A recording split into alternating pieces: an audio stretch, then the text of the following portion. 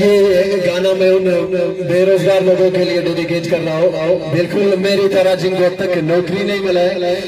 मेरी दुआ है अल्लाह पाक से मेरे साथ उन सबको भी नौकरी मिल जाए।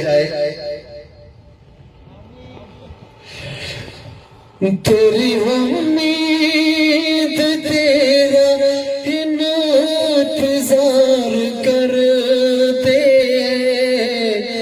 नौकरी देख तुझसे कितना प्यार करते हैं। नौकरी देख तुझसे कितना प्यार करते हैं।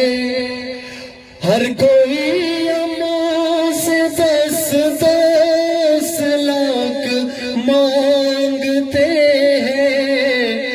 नौकरी देख तुझसे कितना प्यार करते हैं। नौकरी देख तुझसे कितना प्यार करते हैं।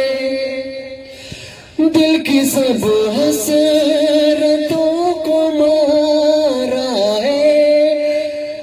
दाल चावल पे दिन गुजारा है। न कोई शौक है न फैशन है।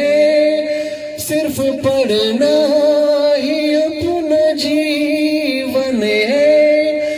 सिर्फ पढ़ना अपना जीवन है। हफ्ते में 3 बार सेक्रेटरीट जाते हैं। हफ्ते में 3 बार सेक्रेटरीट जाते हैं। नौकरी देख तुझसे कितना प्यार करते हैं। जिसको दे